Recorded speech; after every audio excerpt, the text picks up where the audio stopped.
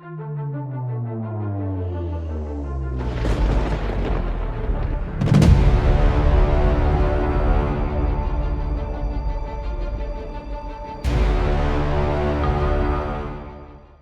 know who actual fandom is. I think I might have actually been on that, maybe. It's called Sex Bot Uprising. Pseudo-intellectual space smut. No, I don't think you have.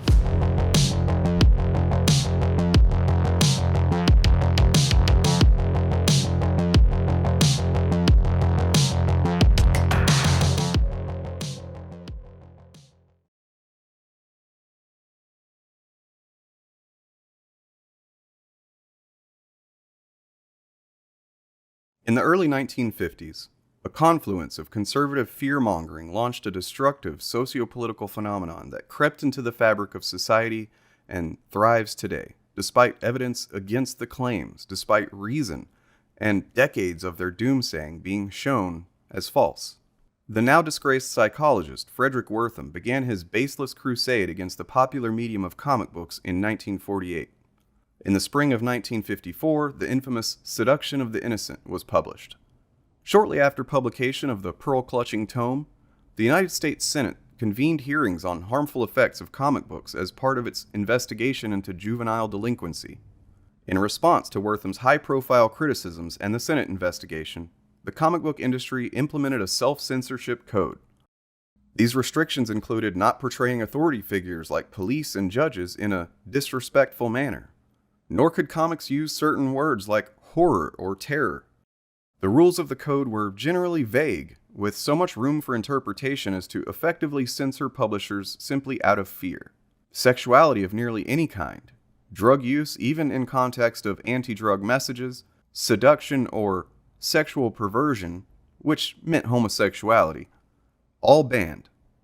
Any depiction of passion or romantic interest had to be shown in context of traditional marriage and family values, so unmarried couples couldn't kiss or even imply physical interest in one another. There were many dubious, oppressive limits placed on comics for 6 decades, but as time went on and those traditional, regressive values sloughed off of society, the rules were more and more ignored until eventually, the code was eliminated in 2011. It had become a relic of a time when white conservative men in power targeted low-information citizens for the benefit of social conditioning. Fear-mongering, social panic, and misinformation aimed directly at the public by men in power nearly killed the comics industry. In the more strictly political arena, American leaders of the post-World War II era repeatedly told the public that they should be fearful of subversive communist influence in their lives. Communists could be lurking anywhere, using their positions as school teachers, college professors, labor organizers, artists, or journalists to aid the program of world communist domination.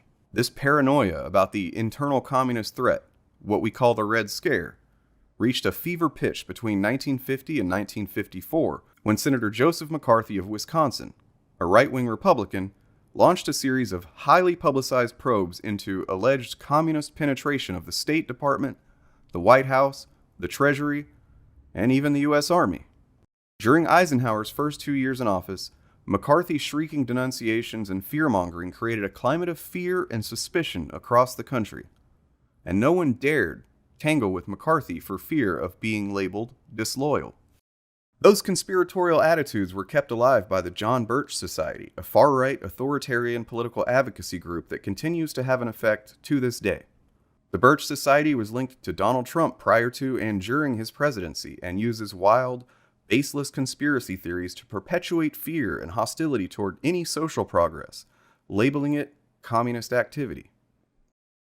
The John Birch Society is much more private now, but its influence can be seen in recent years as absurd cries about communist takeover in the U.S. have once again reached fever pitch.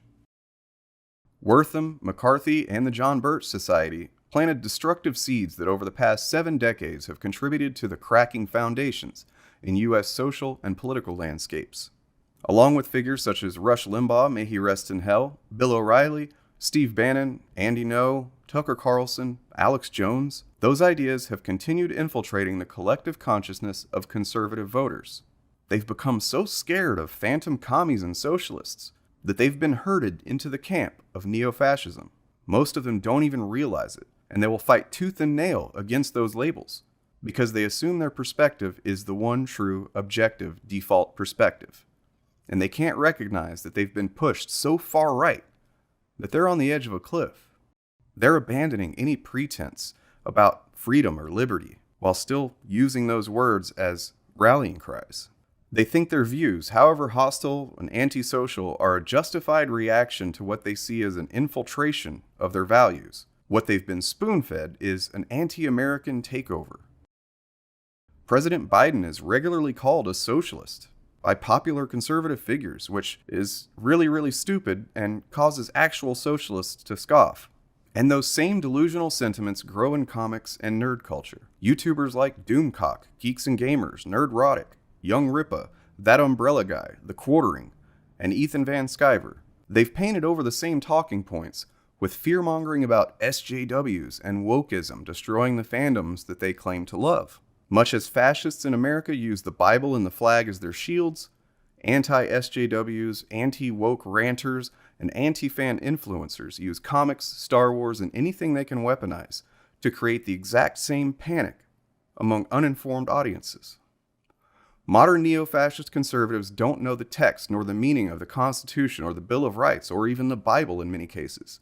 They aren't well versed in law or political theory, but they use these concepts as bludgeons and label anyone who disagrees as traitorous and anti-American. Anti-fandoms, similarly, seem to rarely know the history of comics, even the blatant social messaging that has existed in the medium, yet they insist the media has always been and should always be apolitical, whatever that means, and should not corrupt the audience with nebulous agendas. The Fandom Menace and other anti-modern Star Trek YouTubers try to convince people that Star Trek has never had progressive social messaging. They're the modern reincarnation of McCarthy and Wortham, while presenting themselves as being pro-free speech.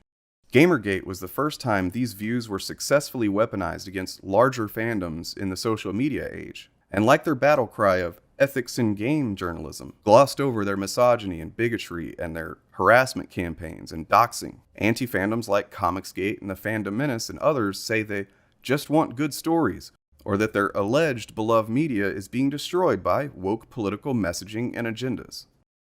But of course, as these movements become more common and their members more comfortable expressing their true views, and as the victim tallies rise, it becomes clear that these superficial arguments were just a front, and that the tactic has carried over into these like-minded movements. Regardless whether they fight in the battlefield of anime or comics or Star Trek or Star Wars, the core ideologies remain the same, with many players transitioning from one group to the next without any difficulty. Like McCarthy and Wortham and Bannon and Carlson, these people operate from a very distorted notion of reality and of humanity. They use terms like culture war to describe what they think is an unnaturally occurring push for more inclusion and acceptance. They say anything that doesn't center itself around a white, cis, hetero male perspective is identity politics. These terms are thin veils for what boils down to regressive, anti-progress beliefs and should be a red flag to anyone who sees them. And if they're not red flags to you, you're either in that feedback loop or you're privileged enough to be apathetic. There's no neutrality in this. The anti-fans call themselves culture warriors, and they seem to think they're noble heroes in said culture war. But they are in fact an aberration, an astroturfed, weaponized, brainwashed minority of citizens and fans who pretend to be the majority simply by being louder, more aggressive, and ignoring facts.